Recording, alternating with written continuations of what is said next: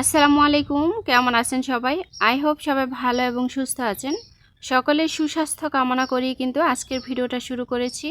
আশা করি আজকের ভিডিওটিও আপনাদের কাছে অনেক অনেক ভালো লাগবে। আজকের ভিডিওটা শুরু করেছি সকাল থেকেই, কখনো রোদ কখনো বৃষ্টি। যেহেতু বর্ষাকালে কিন্তু সুবিধা ও অসুবিধা দুইটা দিকই রয়েছে। তবে বর্ষাকালে আমার কাছে বৃষ্টিটা সবচেয়ে বেশি ভালো লাগে। এছাড়া শীতের মৌসুমটাকে সবচেয়ে বেশি এনজয় করি আমি। তো যাই হোক, আজকের ভিডিও টাইটেল এবং থাম্বনেল দেখে নিশ্চয়ই বুঝতে পেরেছেন আজকে কোন টপিক নিয়ে কথা বলবো। তো বেশি কথা না বাড়িয়ে চলে যাই মূল কথায়। দেখতেই পাচ্ছেন এই যে অনেকগুলো মুরগি। আমি যেহেতু গ্রামে বসবাস করি, গ্রামের একজন গৃহিণী বা গ্রামের একজন মেয়ে, যেটাই বলেন না কেন, আমার শ্বশুর বাড়িও গ্রামে, বাবার বাড়িও গ্রামে। তো যাই হোক, দেখতেই পাচ্ছেন আমি কিন্তু হাঁস মুরগি পালন করি, অনেক ভিডিওতে বলি। আমি আমার শূন্য সংসারে নিজের প্রতিভাকে কাজে লাগিয়ে প্রতি মাসে মাশাআল্লাহ অনেক টাকাই সঞ্চয় করে থাকি। আমার স্বামীর ইনকামের পাশাপাশি কিন্তু আমিও মাশাআল্লাহ অনেক পরিশ্রম করে থাকি। এই যে মুরগিগুলো দেখতে পাচ্ছেন, এগুলো কিন্তু একদম জিরো বয়সের বাচ্চা আমি কিনেছিলাম। এখন মাশাআল্লাহ অনেক বড় হয়েছে, দেখতেই পাচ্ছেন। যখন জিরো বয়সে বাচ্চাগুলো কিনেছিলাম তখন কিন্তু দাম খুবই কম ছিল, মাত্র 25 থেকে 30 টাকা করে বাচ্চাগুলো কিনেছিলাম। আর এখন মাশাআল্লাহ 2 থেকে 300 টাকা কিন্তু এই বাচ্চার দাম রয়েছে। যদিও দেশি বাচ্চার এমনিতেও কিন্তু দামটা বেশি। এভাবে যদি আমরা বাড়িতে মুরগি পালন করি তাহলে দেখা যায় আমাদের খাবারের যে একটা চাহিদা থাকে সেই চাহিদাটাও কিন্তু এখান থেকে পূরণ করতে পারি। সেই সাথে দেখা যায় ডিমের যে চাহিদা থাকে সেই ডিমের চাহিদা পূরণ করতে পারি। যাদের ঘরে ছোট ছোট বাচ্চা আছে দেখবেন ওরা কিন্তু মাংস খেতে বেশ পছন্দ করে, সেই সাথে কিন্তু ডিমটাকেও বেশ পছন্দ করে। তাছাড়া আমাদের কিন্তু স্বাস্থ্যের জন্য ডিমটা খুবই একটা উপকারী। তো আমার কাছে মনে হয় বাজার থেকে যেটা কিনে খাবো সেটা যদি আমরা একটু পরিশ্রম করে বুদ্ধি খাটিয়ে সংসার জীবনে এভাবে যদি 2 থেকে 3 হাজার টাকার মুরগি কিনে পালন করি, একটা সময় দেখা যাবে আমরা কিন্তু অনেক টাকাই সঞ্চয় করতে পারবো। দেখুন, আমি কিন্তু মুরগির পাশাপাশি হাঁসও পালন করে থাকি। হাঁসগুলো দেখতে কিন্তু ভীষণ কিউট লাগে। আমাদের ঘরে কিন্তু যাদের ছোট ছোট বাচ্চা আছে অনেক সময় দেখবেন অনেক খাবার কিন্তু অপচয় করে ফেলে। সেটা কিন্তু আমরা ডাস্টবিনে ফেলে দিই। সেটা ফেলে না দিয়ে আমরা চাইলে কিন্তু আমাদের বেঁচে যাওয়া যে খাবারগুলা বা ফেলে দেওয়া যে খাবারগুলা, এই খাবারগুলা দিয়ে কিন্তু আমরা হাঁস মুরগি পালন করতে পারি। এখানে আমাদের এক্সট্রা কোনো খাবার কিনতে হয় না। আর গ্রামে এমনিতেও প্রাকৃতিকভাবে কিন্তু অনেক খাবার খেতে পারে। যেমন ঘাস, এই ঘাসটা কিন্তু মুরগিও খায়, সেই সাথে কিন্তু হাঁসও খায়। এর পাশাপাশি যাদের পুকুর আছে, যারা পুকুরে শামুক চাষ করে, তারা কিন্তু শামুক চাষ করেই অনেক হাঁস পালন করতে পারে। এখানে কোনো খাবার কিনতে হয় না। আমরা যারা গ্রামে আছি তারা কিন্তু ঘরে বসে টাকা ইনকাম করার সবচেয়ে বেস্ট সুবিধা এটা। আমার কাছে এটাই সবচেয়ে বেশি ভালো লাগে। এবং আমার ভিডিওগুলো লক্ষ্য করলে আপনারা দেখবেন আমি কিন্তু বাড়িতে বসে সবজি গাছ রোপণ করি, সেই সাথে কিন্তু হাঁস মুরগি পালন করি।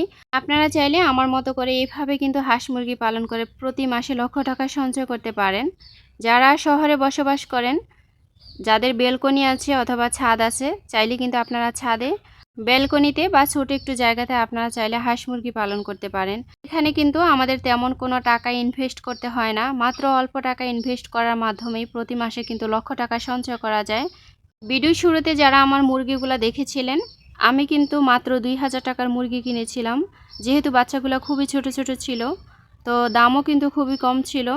আমরা যারা মধ্যবিত্ত, যাদের স্বামীদের ইনকাম খুবই অল্প, তারা চাইলেই কিন্তু মাত্র অল্প টাকা ইনভেস্ট করে এভাবে প্রতি মাসে লক্ষ টাকা সঞ্চয় করতে পারেন।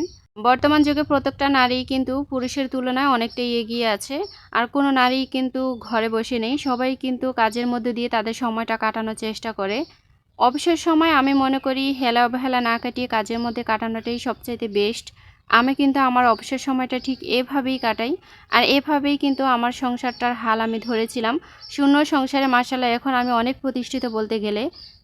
হয়তোবা অনেকের কাছে খুবই সামান্য হতে পারে, কিন্তু আমরা যারা মধ্যবিত্ত, আমাদের মধ্যবিত্তদের কাছে কিন্তু অনেক কিছু। আর স্বামীর ইনকামের পাশাপাশি এভাবে সংসারের হাল ধরা, এটা আমি নিজেকে খুবই গর্ব মনে করি। স্বামীর উপর নির্ভরশীল হব ঠিক আছে, তবে সব সময় নির্ভরশীল হতে নিজেকেই কেন জানি লজ্জাবোধ মনে হয়। আমার কাছে মনে হয় স্বামীর ইনকামের পাশাপাশি নিজেও কিছু করার, তো আমি কিন্তু সেটাই করে থাকি। প্রত্যেকটা নারীর উচিত কোনো না কোনো কিছু করার। স্বামীর উপর যখন আপনি একান্তই নির্ভরশীল হয়ে যাবেন, একটা সময় দেখবেন স্বামীর কিন্তু আস্তে আস্তে অবহেলা বেড়ে যাবে। স্বামীর কাছে ছোট না হয়ে, অবহেলা না হয়ে নিজের সম্মান নিয়ে বেঁচে থাকাটাই অনেক বেটার মনে করি। তো যাই হোক, দেখতেই পাচ্ছেন এখানে কিন্তু অনেকগুলো শুটকি মাছ নিয়েছিলাম। এই শুটকি মাছগুলো আমি আজকে রান্না করে নিব। শুটকি মাছ কিন্তু নানাভাবে রান্না করা যায়। অনেকে কিন্তু শুটকি মাছটাকে বেশ পছন্দ করে। আমিও কিন্তু ভীষণ পছন্দ করি। তো দেখতেই পাচ্ছেন এখানে কিন্তু কয়েক ধরনের শুটকি মাছ রয়েছে।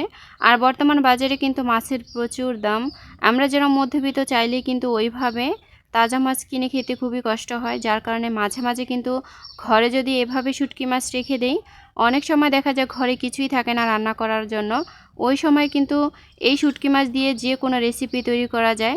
আসলে যারা গ্রামে থাকে তারা কিন্তু চাইলে কোনো না কোনো উপায়ে যে কোনো একটা রেসিপি তৈরি করে নিতে পারে। এমনিতেও গ্রামের মানুষগুলো কিন্তু খুবই সহজ সরল হয়, তাদের জীবনযাপন কিন্তু খুবই সাদামাটা। সেই সাথে কিন্তু খুবই হেলদি খাবার খাওয়া যায় সব সময়, কারণ গ্রামে কিন্তু টাটকা খাবারগুলো সবচেয়ে বেশি পাওয়া যায়। বর্তমান যুগে সকল খাবারই কিন্তু ভেজাল থাকে, তো আমাদের উচিত একটু নির্ভেজাল খাবার খাওয়ার। অনেকেই জানেন আমার বাড়িতে আনারস গাছ লাগিয়েছিলাম। আনারসের ছোটোখাটো একটা বাগান বলতে পারেন। এই আনারস গাছের কিন্তু তেমন কোনো যত্ন নিতে হয় না, খুবই সহজ উপায়ে কিন্তু এই আনারস গাছ উঠানো যায়।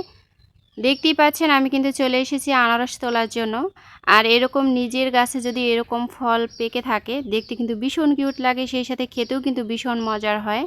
গাছ পাকা আনারস বলে কথা, আনারস কিন্তু আমার প্রিয় একটা ফল। এ কারণেই কিন্তু বাড়িতে আমি আনারস গাছ লাগিয়েছিলাম। আর আনারস খাওয়ার পর আনারসের উপরে যে একটা গাছ থাকে সেই গাছটা রোপণ করলেই কিন্তু আনারস গাছ হয়ে যায়।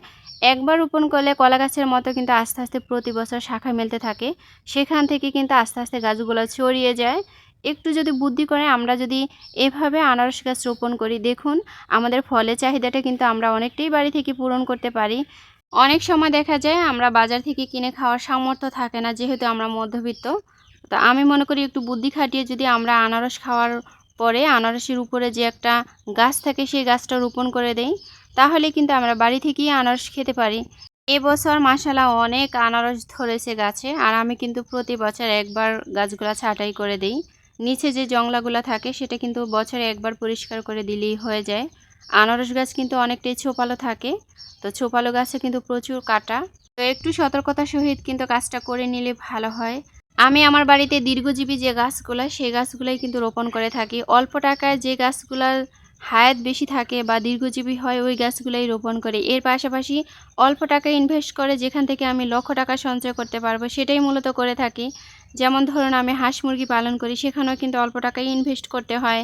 এর পাশাপাশি দেখুন আমি কিন্তু সবজি গাছ রোপণ করি। এই যে আনারস গাছ, বেগুন গাছ, এগুলো কিন্তু খুবই দীর্ঘজীবী। মাত্র 10 টাকা দিয়ে একটা বেগুন গাছ লাগালে দেখবেন সেটা কিন্তু কমপক্ষে 5 বছর থাকবে। একটু যত্ন সহকারে রাখলে কিন্তু আরও বেশি থাকে, আর সব সময় কিন্তু ফল দিতে থাকে। তো এরকম অল্প টাকা ইনভেস্ট করে আমরা যদি বুদ্ধি খাটিয়ে সংসার জীবনে চলি তাহলে কিন্তু অনেকটাই ভালো থাকি। দেখতেই পেয়েছেন আমি কিন্তু শুটকি মাছগুলো ছোট ছোট করে কেটে পানিতে ভিজিয়ে রেখেছি। আর শুটকি মাছের গায়ে যেহেতু একটু ময়লা থাকে, গরম পানিতে কিছুক্ষণ ভিজিয়ে রেখে দিলে উপরে যে ময়লাটা সে ময়লাটা কিন্তু খুব তাড়াতাড়ি সেরে যায়, আর খেতেও কিন্তু ভীষণ টেস্টি হয়। যেহেতু গাছ পাকা আনারস, আনারস খাবো না সেটা তো আর হয় না। আর যেহেতু প্রচুর গরম, এই গরমের ভিতরে কিন্তু আনারস খেতে বেশ পছন্দ আমার। তো যাই হোক, আনারসের গায়ে কিন্তু প্রচুর পিঁপড়া, তা আমি কিন্তু ভালো করে ধুয়ে পরিষ্কার করে নিব। আর আনারসের যে চারাগুলো, এই চারাগুলো কিন্তু আবারও রোপণ করে দিব। পিঁপড়ার জ্বালাতনে কিন্তু আমরা কম বেশি সবাই ভুগতে থাকি, তবে জানি না এর সলিউশন কি। রান্নাঘরে হোক, কিচেন ঘরে হোক, বা যেখানে একটু মিষ্টি রাখা হবে সেখানেই কিন্তু পিঁপড়া থাকে। এই যে দেখতে পেয়েছেন এটা হচ্ছে আনারস। আনারসটা কিন্তু একটু মিষ্টি হয়, সেই সাথে কিন্তু হালকা টক থাকে। টক মিষ্টি মিলেই কিন্তু হয়, কিন্তু সেখানেও পিঁপড়া। মিষ্টি যেখানে থাকবে, সুঘ্রাণ যেখানে থাকবে সেখানেই পিঁপড়া। তো যাই হোক, আমি কিন্তু আনারসগুলো একটু কেটে নেওয়ার ট্রাই করছি। উপরের খোসাটা আমি ছুরি দিয়ে কাটতে চেয়েছিলাম কিন্তু আমি পারিনি। আমি যেহেতু সবসময় বটি দিয়ে কাজ করি, বটি দিয়ে কাজ করার অভ্যাস আমার। তো যাই হোক, পরবর্তীতে আমি কিন্তু বটি দিয়ে উপরের খোসাটা ছাড়িয়ে নিয়েছি। এবার কিন্তু ছুরি দিয়ে স্লাইস করে কেটে নিচ্ছি। আর এইভাবে করে কেটে দিলে আমার ছোট বাচ্চাটা খেতে বেশ পছন্দ করে, যেহেতু গোল চাকা চাকা।